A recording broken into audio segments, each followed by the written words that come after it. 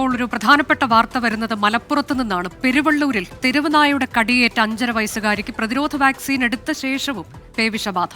കുട്ടി ഗുരുതരാവസ്ഥയിൽ കോഴിക്കോട് മെഡിക്കൽ കോളേജിൽ ചികിത്സയിലാണ്. മാർച്ച് 29-നാണ് കുട്ടിക്ക് കടിയേറ്റത്. വിപിൻ സി വിജയൻ വിശദാംശങ്ങളുമായി. വിപിൻ, ഈ വാർത്തയുടെ വിശദാംശങ്ങൾ എന്താണ്?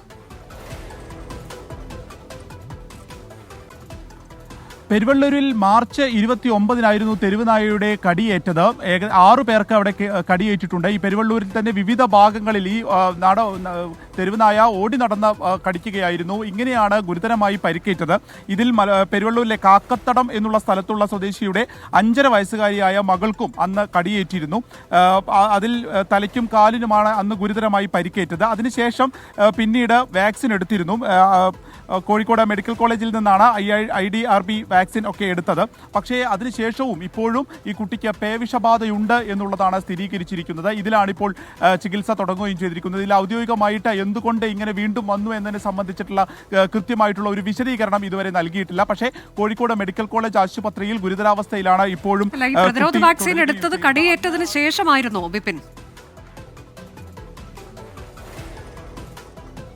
അതെ, കടിയേറ്റതിന് ശേഷമാണ്. നമ്മൾ സാധാരണഗതിയിൽ ഇത്തരം ഒരു തെരുവുനായുടെയൊക്കെ കടി ഉണ്ടാകുമ്പോൾ സാധാരണ അതിനെതിരെയുള്ള പ്രതിരോധ വാക്സിനൊക്കെ എടുക്കും. അതുപോലെ തന്നെ ഈ 5.5 വയസ്സായ കുഞ്ഞിനും എടുത്തിരുന്നു. അന്ന് തലയ്ക്കും കാലിനുമായിരുന്നു പരിക്കേറ്റത്. അപ്പോൾ അതിനുശേഷം മറ്റ് പ്രയാസങ്ങൾ അല്ലെങ്കിൽ ശാരീരികമായ ബുദ്ധിമുട്ടുകൾ ഉണ്ടാകില്ല എന്നുള്ളതാണ് കരുതിയിരുന്നത് ഈ വീട്ടുകാർ. പക്ഷേ ഇത്തരത്തിൽ വീണ്ടും പേവിഷബാധയുണ്ട് എന്നുള്ള സ്ഥിരീകരണമാണ് വന്നിരിക്കുന്നത്. അതുകൊണ്ട് തന്നെ ഇപ്പോൾ അതിൻ്റെ ഒരു ആശങ്ക മറ്റാളുകൾക്കുമുണ്ട്. ആ നാട്ടിൽ ആകെ തന്നെ ഇപ്പോൾ ഈ പെരുവള്ളൂർ എന്നുള്ള പ്രദേശത്ത് ആകെ തന്നെ ഇതിൻ്റെ ഒരു ആശങ്ക അതുപോലെ തന്നെ നിൽക്കുകയാണ് അനുജ.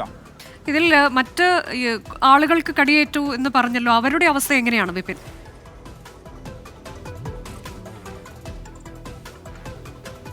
അതെ, 6 പേർക്കാണ് അന്ന് കടിയേറ്റത്. അവർക്ക് ഈ ശാരീരികമായിട്ടുള്ള വലിയ പ്രയാസങ്ങളുണ്ട്. കാരണം കാലിനൊക്കെയാണ് പലർക്കും കടിയേറ്റിട്ടുള്ളത്. പക്ഷേ ഇത്തരത്തിലൊരു പേവിഷബാധയുടെ അവസ്ഥയിലേക്ക് പോയിട്ടില്ല. ഇപ്പോൾ ഈ 5.5 വയസ്സുകാരിയായിട്ടുള്ള കുഞ്ഞിന് മാത്രമാണ് പേവിഷബാധ സ്ഥിരീകരിച്ചിരിക്കുന്നത്. അന്നു മുതൽ തന്നെ കോഴിക്കോട് മെഡിക്കൽ കോളേജ് ആശുപത്രിയിലായിരുന്നു ചികിത്സയുണ്ടായിരുന്നത്. അവിടുന്ന് തന്നെയാണ് പേവിഷബാധ എടുക്കുകയും ചെയ്തിരിക്കുന്നത്.